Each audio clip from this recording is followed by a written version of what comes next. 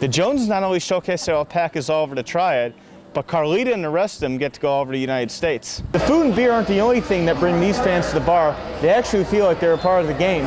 And while Captain Perez at the Salvation Army High Point tells me they have certain foods, such as green beans and corn, they're lacking others, such as pasta and breakfast foods. Are you sick and tired of seeing young people in saggy pants? You're not alone. A Winston-Salem couple told our Mike Fisch it's time to end the saggy pants era, one step at a time. Pull them up, pull them up. Their message is simple. We were marching to bring some insight to this sagging issue in our city. Ken Rashid and his wife organized the march in hopes of forming a committee and presenting the saggy pants issue to City Council. Rashid says the local youth needs a wake-up call before it's too late. Everyone is trying to keep up with fashion. It's a lot of peer pressure now with these young folk, and they don't understand some of the ramifications that's involved with this. Pull them up, pull them up. Some of those ramifications include continued unemployment. You're going in these places looking for jobs with your pants hanging down. That means that your file is already thrown in the trash or pushed to the side. Appearance plays a big part in who you are. Pull those pants up. Sagging may have been popular back then, but now some say it's gotten out of hand. In my day and time, we had this type thing, but we rolled our britches legs up. But to stand around and walk around and showing underwear, you're not getting paid for it, and you're not looking like a gentleman. I feel that sagging is against gentlemanship. You're enjoying this walk. Jerry Lee Haynes Sr. says it's up to everyone to get the message out loud and clear to stop sagging. We need for our young men to pull their pants up. And ladies, you can play a part in this. You can stop all of this. You know you got the power. Just tell the men to pull them up before they pull them down. Pull them pants up. In Winston-Salem, Mike Fisch, WFMY News 2, Get Answers. Well, Labor Day signifies the unofficial end of summer, and some kids got the chance to monkey around. Here's WFMY News 2's photojournalist Mike Fisch. Long before noon, the entrance to the zoo was packed, which gave kids time to think about which animals they wanted to see. The polar bear? Mm-hmm. You want to see giraffes? Mm-hmm. And some adults as well. I'm just trying to see some bears today. Zachary Rainey gave me a tip to go see the sea lions. Because they swim around upside down on their backs. That is kind of cool, huh? Yeah. So I took his advice and started my tour there. I was not disappointed. I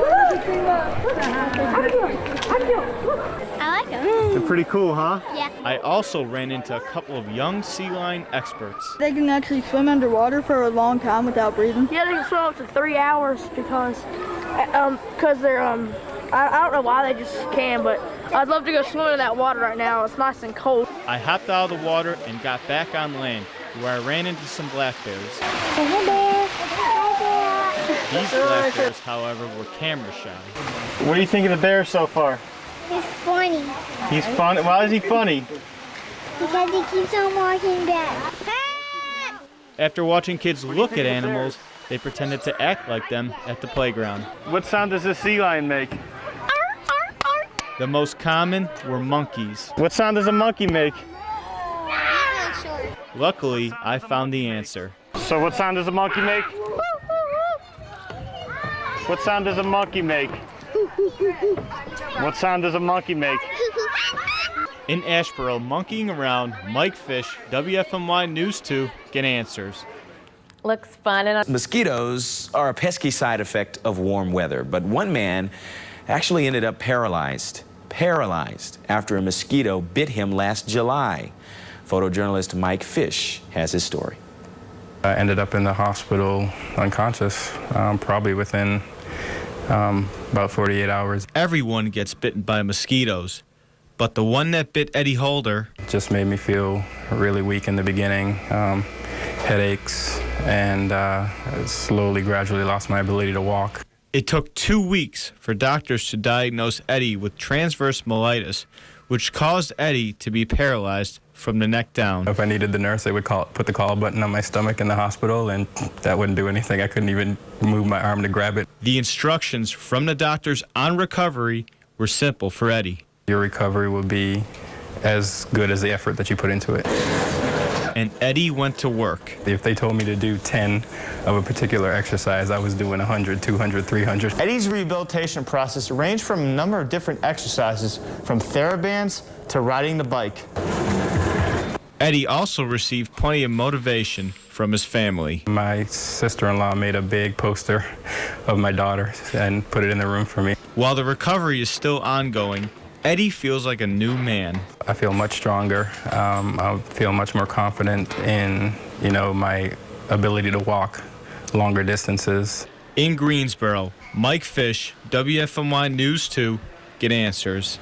Eddie was among 250 patients. Women across the Triad will get mammograms they couldn't afford thanks to thousands of walkers. More than 3,500 women laced up and put one foot in front of the other in the women's only 5K this morning in Greensboro. WFMY News 2 photojournalist Mike Fisch was there to see who inspired them to join in this fight. Get your pink on. Everybody around here has pink of some sort. Pink shoelaces, pink scarves, pink shirts, everything is pink. All the women were decked out in pink for the 18th annual Women's 5K Walk and Run to help fight breast cancer. Every penny that's raised from this race stays here in Greensboro to help women in our community get a mammogram that they might not otherwise have.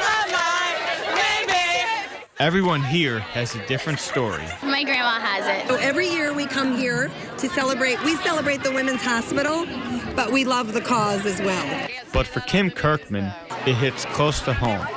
She was diagnosed with breast cancer in August.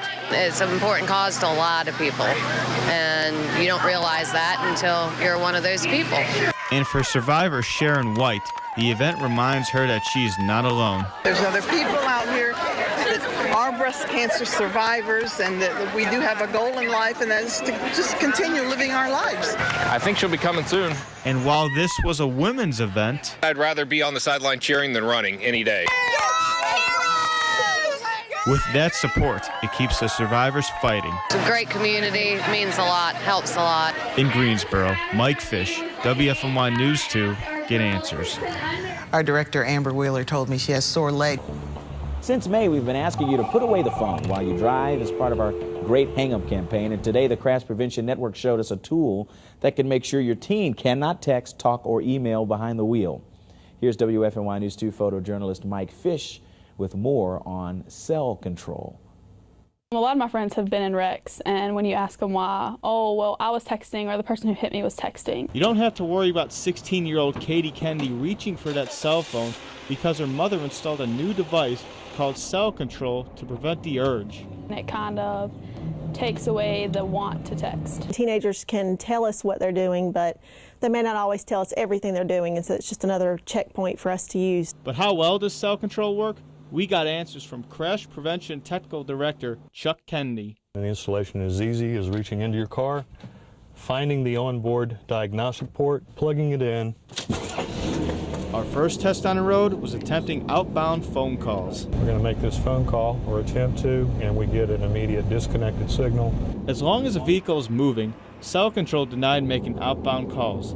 Next up, texting while driving, and it yielded the same result. And we get an immediate warning that says, be safe, don't text and drive. Kennedy says you can make and receive calls while moving, but that's only to certain people.